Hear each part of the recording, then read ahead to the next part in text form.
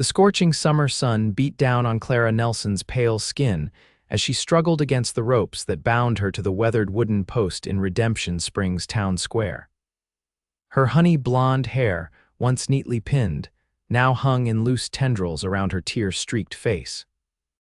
The year was 1878, and in the unforgiving Arizona Territory, justice was often swift and brutal, especially when directed at a woman accused of failing to repay her late father's gambling debts. "I've told you 100 times, Mr. Dawson, I know nothing about this debt." Clara's voice cracked with desperation as the portly saloon owner paced before her, waving a crumpled piece of paper. "Your pa signed it plain as day, girl, $500 plus interest." Elmer Dawson's jowls quivered with self-righteousness.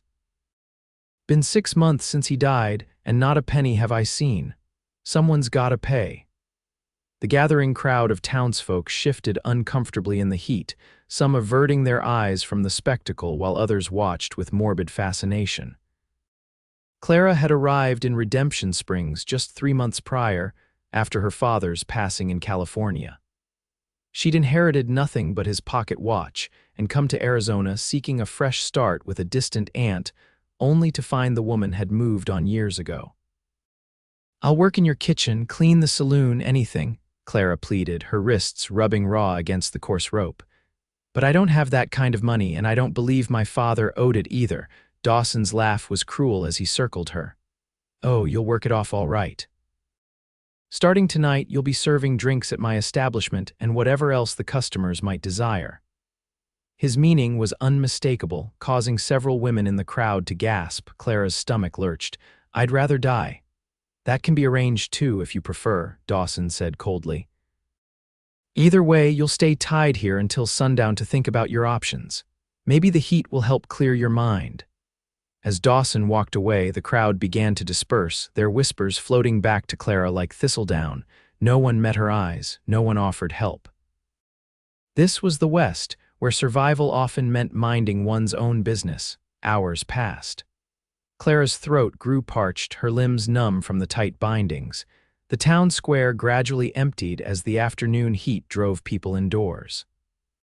Her thoughts drifted to her father, a kind but irresponsible man whose weakness for cards had apparently followed her even after his death. She'd come to the frontier seeking independence, and instead found herself trapped in a nightmare. The distant thunder of hoofbeats barely registered through her heat-induced daze. It wasn't until a shadow fell across her that Clara lifted her head, squinting against the harsh sunlight at the tall figure before her. Cole Hayes sat astride his dun stallion, taking in the scene with narrowed eyes. His face was partially obscured by the wide brim of his well-worn Stetson, but she could make out a strong jaw darkened with several days' worth of stubble. Trail dust covered his leather vest and cotton shirt, and the revolver at his hip had clearly seen use. "Madam," he said simply, his voice deep and rough from trail dust, "seems you're in a bind." A hysterical laugh escaped Clara's cracked lips. "That's one way of putting it." He dismounted in one fluid motion, revealing his impressive height as boots hit dirt. "Mind telling me why you're tied to this post in the middle of town?" "According to Mr. Dawson, I owe him $500 for my father's gambling debts." Her voice was bitter. "He says I can work it off in his saloon starting tonight." The cowboy's expression darkened. "Dawson." "That explains plenty." He moved closer, studying the ropes. "These debts, you sure they're legitimate?" "I'm certain they aren't," Clara replied with unexpected fervor. "My father had his faults, but he kept records of every debt." There was nothing about owing money to an Elmer Dawson in Arizona Territory. Cole was silent for a moment, then reached for the knife at his belt. "Hold still." The blade flashed in the sunlight, and Clara felt the ropes fall away. Blood rushed painfully back into her hands and arms as she stumbled forward, caught by the cowboy's steady grip. "Thank you," she whispered, rubbing her raw wrists. "But you shouldn't have done that. Dawson will deal with me," Cole interrupted, his tone leaving no room for argument. "Name's Cole Hayes, just rode in from Tucson." "Clara Nelson," she replied, suddenly aware of how disheveled she must look. "I'd say it's a pleasure to meet you, Mr. Hayes, but the circumstances aren't exactly favorable." A hint of a smile touched his lips. "I've met folks under worse conditions, Miss Nelson," he gestured toward the water trough. "You should drink something, then we'll figure out what to do about Dawson." Clara hesitated. "Why are you helping me? You don't know me." Cole's eyes, the deep blue of a mountain lake, met her steadily. "Where I come from, we don't leave women tied to posts in the sun, debt or no debt." He paused. "Besides, I've had dealings with Dawson before. Man wouldn't know honesty if it kicked him in the teeth." After Clara had quenched her thirst, Cole led her and his horse to the shade of a nearby cottonwood. "You got anywhere to stay?" he asked. She shook her head. "I've been renting a room at Mrs. Harper's boarding house, but I've run out of funds. She gave me until tomorrow to pay up or move out." Cole nodded thoughtfully. "Town got a sheriff, Sheriff Miller," Clara confirmed, "but he and Dawson are thick as thieves. He was there this morning when they tied me up, said it was a civil matter and walked away." "Figured as much." Cole adjusted his hat. "Well, Miss Nelson, seems we've got ourselves a situation." Before Clara could respond, angry shouts erupted from down the street. Elmer Dawson was striding toward them, his face purple with rage, flanked by two rough-looking men. "That's my property you're tampering with, stranger." Dawson bellowed, pointing at Clara. "She ain't going nowhere until her debt's settled." Cole positioned himself between Clara and the approaching men, his stance casual but alert. "Afternoon, Dawson. Been a while." The saloon owner faltered momentarily, squinting at Cole. Recognition dawned and some of the bluster left him. "Hayes, thought you'd be dead by now. Disappointed." Cole's tone remained pleasant, but his hand rested near his holster. "Seems you've taken to tying up young ladies these days. Business must be struggling." "This ain't your concern," Dawson growled. "The girl's pa owed me money and she's gonna work it off." "Show me the debt papers," Cole said flatly. Dawson patted his vest pocket. "Got 'em right here, signed and proper." "Let's see them." With obvious reluctance, Dawson produced the wrinkled paper he'd been waving earlier and thrust it toward Cole. The cowboy examined it carefully, then passed it to Clara. "This isn't my father's signature," she said immediately. "Not even close. My father was left-handed. The slant is all wrong."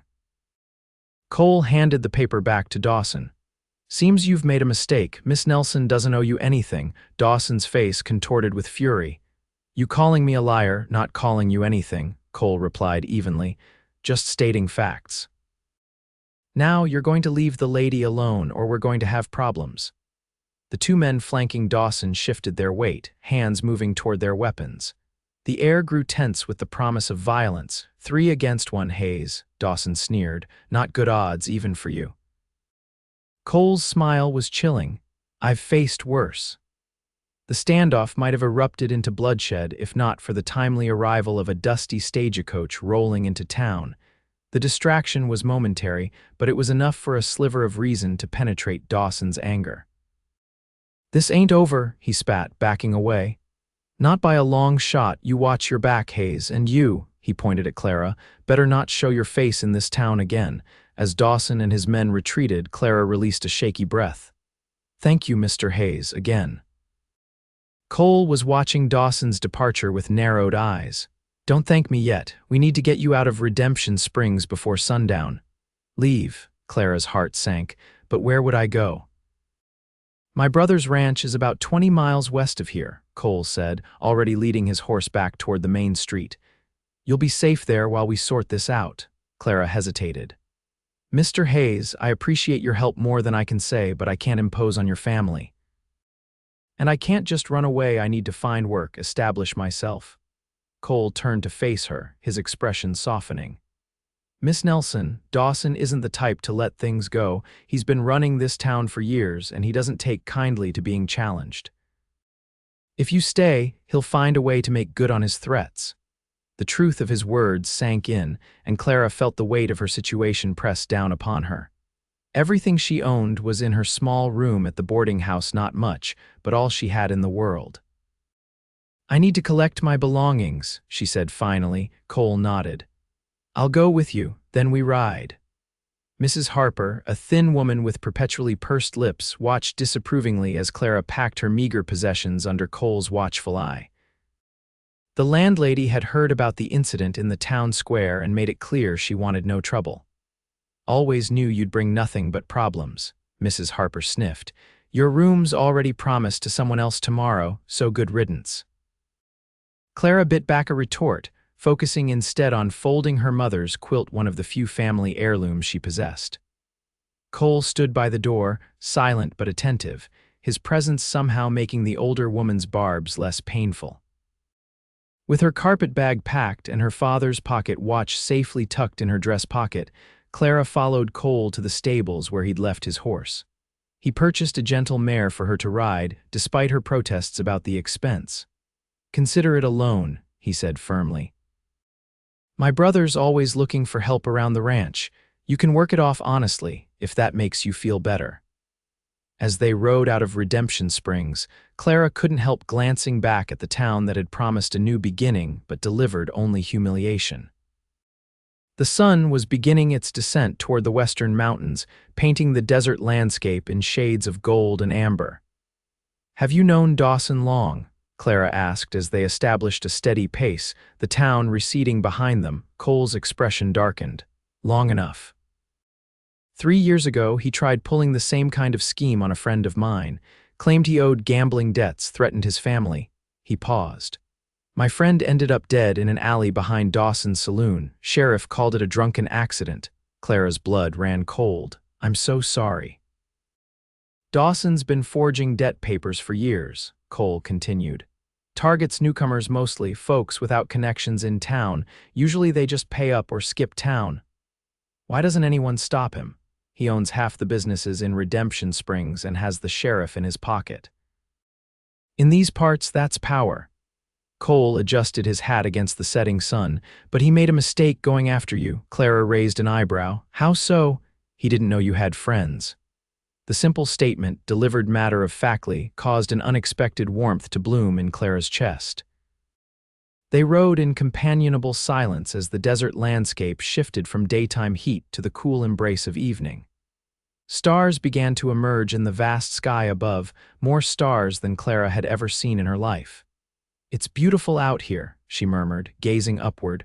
Cole followed her gaze. That it is, different kind of beauty than back east, but it grows on you. You're not from here originally, he shook his head. Boston, believe it or not, came west after the war like a lot of men, I suppose, couldn't settle back into city life. He glanced at her. You. San Francisco originally.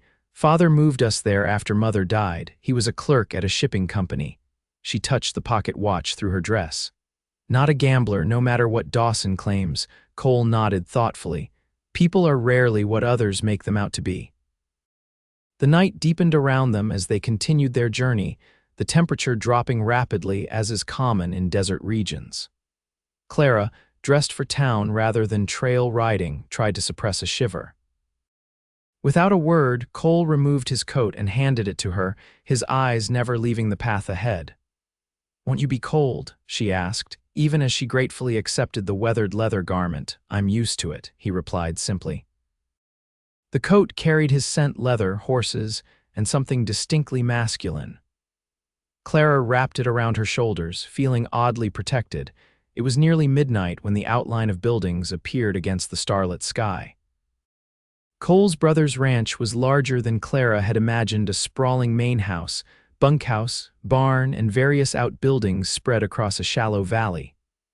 Welcome to Cottonwood Ranch, Cole said as they approached. Despite the late hour, a lantern burned in the main house window, and the door opened before they had fully dismounted.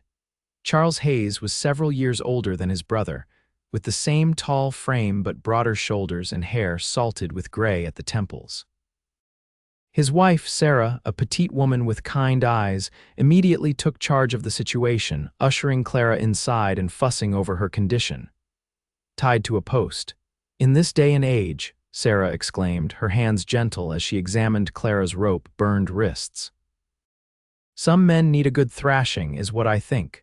Charles listened gravely as Cole explained the situation, then nodded decisively. You'll stay here as long as you need, Miss Nelson. We've plenty of room, and as it happens, we could use help with the house and children. Children? Clara asked. Sarah smiled warmly.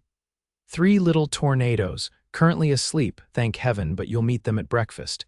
Our previous housekeeper left to get married last month, and I've been at my wit's end trying to manage everything." "I'm not sure what to say," Clara began, overwhelmed by their generosity. "Say yes," Sarah replied simply. "We pay fair wages, and you'll have your own room in the family wing. Much better than working for that awful Dawson character." Clara's eyes met Cole's across the room, and she found herself nodding. "Yes, then, and thank you, all of you." Later, after a late supper and a blessed hot bath, Clara sat on the edge of a real bed in a clean nightgown borrowed from Sarah. A soft knock at the door roused her from her thoughts. "Come in," she called softly. Cole entered, carrying her carpet bag. "Found this still strapped to your horse. Thought you might want it. Thank you." She took the bag, their fingers brushing momentarily for everything. He shifted awkwardly, looking somehow less intimidating in the confines of the well-appointed guest room than he had facing down Dawson and his men. "Just did what anyone would do." "We both know that's not true," Clara replied. "Most people in town watched them tie me to that post and did nothing." Cole's jaw tightened. "That's Redemption Springs for you. Town's been under Dawson's thumb too long." He paused at the door. "Get some rest, Miss Nelson. You're safe here." As the door closed behind him, Clara realized she believed him completely. For the first time since her father's death, she felt truly safe. The next few weeks at Cottonwood Ranch established a new rhythm in Clara's life. The Hayes children, Emma, age 8, Michael, age 6, and little Lucy, just 4, quickly warmed to her, especially when they discovered her talent for storytelling. Sarah proved to be a kind-hearted employer and fast friend, teaching Clara the particulars of running a large ranch household. Charles Hayes ran his cattle operation with fairness and efficiency, earning the loyalty of his ranch hands and the respect of neighboring ranchers. Unlike many frontier operations, Cottonwood Ranch employed several married couples, providing family housing in small cabins scattered across the property. Cole, Clara learned, didn't actually live at the ranch full-time. He worked as a cattle buyer, traveling throughout the territory to purchase stock for his brother and other ranchers. But in the weeks following their escape from Redemption Springs, he remained at Cottonwood, helping with spring cattle work and keeping a watchful eye on the road from town. "You don't have to stay because of me," Clara told him one evening as they sat on the porch after supper. "I'm sure you have business elsewhere." Cole looked out across the darkening ranch yard. "Dawson holds grudges, and he has friends in unexpected places. You think he'll come here?" The thought sent a chill through her. "Not likely. Charles has too many allies in the territory, but I'd feel better staying close until we're sure." Clara studied his profile, strong and steady in the fading light. "You've gone to so much trouble for a complete stranger." Cole turned to face her, his expression serious. "You're not a stranger anymore, Miss Nelson." Those simple words shifted something between them, an acknowledgement of a connection that had been growing since that first moment in Redemption Springs. Days passed into weeks, and Clara found herself watching for Cole whenever he was out of sight, feeling a flutter in her chest when their eyes met across the dinner table. She told herself it was merely gratitude she felt, but in quiet moments, she knew it was more. One afternoon, while the children were napping and the house was peaceful, Clara discovered Cole in the family library, reading a worn copy of Thoreau's Walden. "Surprised?" he asked, noting her expression. Clara sat in the adjacent chair. "A bit." "Most cowboys I've encountered don't quote philosophy," he smiled, the rare expression transforming his weathered face. "I was studying law before the war, reading habits die hard."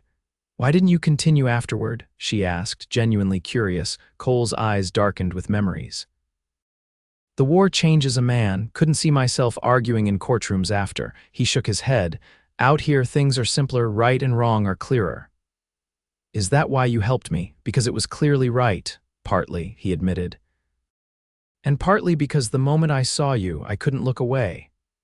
The confession hung in the air between them, honest and unadorned. Clara felt heat rise to her cheeks. "I'm glad you didn't." Their conversation was interrupted by the arrival of a ranch hand with news riders had been spotted on the north boundary, asking questions about a blonde woman from Redemption Springs. Cole's face hardened. "How many?" 3 men, one matching Dawson's description. Clara's heart raced. "They've found me." "They've found the ranch," Cole corrected. "Not the same thing. Charles has already sent men to escort them off our property." He touched her hand briefly. "Don't worry, no one's taking you anywhere." True to Cole's word, Dawson and his men were turned away at the boundary line, but the incident left everyone on edge. That night, Clara found sleep elusive, her mind replaying the events that had led her here. A soft knock at her door startled her. "Yes, it's Cole. May I come in?" She wrapped a shawl around her nightgown and opened the door. Cole stood in the hallway, fully dressed despite the late hour. "I'm riding to Tucson tomorrow," he said without preamble. "There's a territorial judge there who owes me a favor. I'm going to get Dawson's operations investigated properly." Clara stared at him. "Is that possible?" "With enough evidence, and I think we can get it." He hesitated. "I'd like you to write down everything you remember about that debt paper, the handwriting, the date, any details." "The judge will need sworn statements." "Of course, but will it be enough?" "It's a start." Cole's expression was determined. "Dawson's hurt too many people, Clara. It's time someone stood up to him." It was the first time he'd used her given name, and the intimacy of it wasn't lost on either of them. "Be careful," she whispered. "Dawson is dangerous." Cole's hand rose, almost of its own accord, to brush a strand of hair from her face. "So am I when necessary." The moment stretched between them, charged with unspoken feelings. Then Cole stepped back, his professional demeanor returning. "I'll leave at first light, should be back within a week." But a week passed, then 10 days with no word from Cole. Clara tried to focus on her duties at the ranch, but worry gnawed at her constantly. Had Dawson intercepted him? Was he lying injured somewhere, or worse? On the 11th day, Charles received a telegram from Tucson. Cole had met with the judge and was gathering statements from other victims of Dawson's schemes. He was safe but delayed. The relief Clara felt was overwhelming, confirming what she had been reluctant to admit to herself: she had fallen in love with Cole Hayes.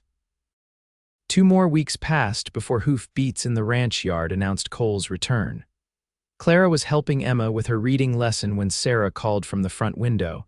"Cole's back, and he's not alone." Clara rushed to the porch, her heart leaping at the sight of Cole dismounting from his horse. Behind him rode 3 other men, including a distinguished older gentleman in a tailored suit. Cole's face, though tired from hard riding, broke into a genuine smile when he saw her. "Clara," he said simply, crossing to the porch in long strides. "You're back," she replied, suddenly shy in front of the strangers. "This is Judge Harrington," Cole introduced the older man. "He's issued warrants for Dawson's arrest on multiple counts of fraud and extortion." The judge tipped his hat to Clara. "Miss Nelson, Mr. Hayes has told me about your ordeal. I'd like to get your statement as well, if you don't mind." "Of course," Clara agreed, still trying to process what was happening. "Does this mean?" "It means Dawson's reign in Redemption Springs is over," Cole confirmed. "These gentlemen are federal marshals. We're riding there tomorrow to serve the warrants and arrest him." The news should have brought nothing but relief, but Clara felt a stab of fear. "You're going back there?" "After everything," Cole's eyes softened. "It's the only way to end this, for everyone he's hurt." That evening, after the judge and marshals had been given rooms and fed, Clara found Cole alone on the porch, staring at the star-filled sky. "I wish you wouldn't go," she said quietly, joining him at the railing. "I have to," he replied, "but I'll be careful." Clara gathered her courage. "When I saw you ride in today, I realized something." He turned to face her, his expression questioning. "I realized that these past weeks waiting for you to return were the longest of my life." She took a deep breath. "I've grown very fond of you, Cole Hayes." The corner of his mouth lifted. "Fond, more than fond," she amended, heart racing. "Much more." Cole stepped closer, one hand rising to cup her cheek. "I've been fond of you since I cut you free from that post, Clara Nelson. Every day since has only made it worse." "Worse," she echoed, leaning into his touch. "Unbearable," he murmured, and then his lips were on hers, gentle at first, then with growing intensity. Clara's arms wound around his neck as she returned the kiss with equal fervor. When they finally separated, both breathless, Cole rested his forehead against hers. "I need to finish this with Dawson, then we can talk about what comes next. Promise me you'll come back," Clara whispered. "Wild horses couldn't keep me away." The next morning, Clara watched with a heavy heart as Cole rode out with the judge and marshals. Sarah put a comforting arm around her shoulders. "He'll be fine," the older woman assured her. "Cole knows how to handle himself." "I know," Clara replied. "I just wish that you'd told him you love him," Sarah suggested gently. Clara looked at her in surprise. "Oh, please," Sarah laughed. "It's written all over your face whenever he's near, and his too, I might add." Clara smiled despite her worry.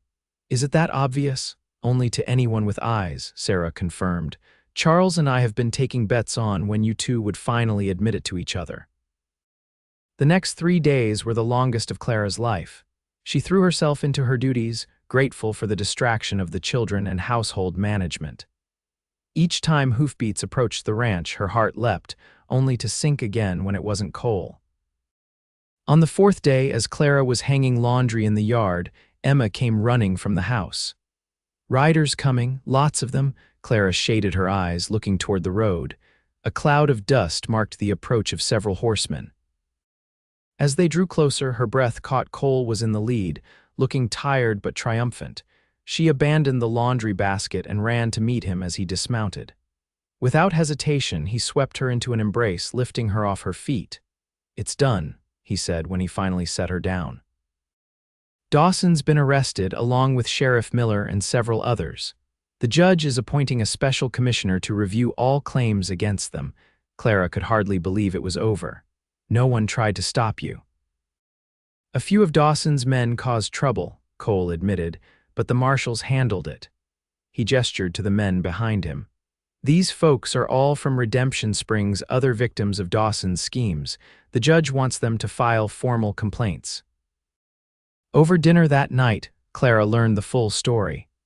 Once Dawson was in custody, people had begun coming forward with similar stories of forged debt papers and extortion. The saloon owner's reign of terror had finally ended, and the town was cautiously celebrating its liberation.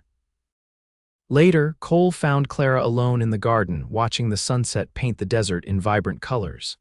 "Beautiful, isn't it?" he said, coming to stand beside her. "Yes," she agreed. "I never thought I'd find beauty in the desert, but now I can't imagine being anywhere else." Cole took her hand, his calloused fingers gentle against hers. "Clara, there's something I need to ask you." Her heart skipped a beat as he turned to face her. "Yes, Charles has offered me a partnership in the ranch," he said. "No more traveling as a cattle buyer. I'd be staying here permanently, helping run things." "That's wonderful," Clara replied, genuinely happy for him. "You deserve it." "The thing is," Cole continued, his voice growing serious, "I don't want to stay unless you'll stay too." He took a deep breath. "Not as the housekeeper, but as my wife." Clara's eyes widened. "Your wife?" "I know it's sudden," he said quickly.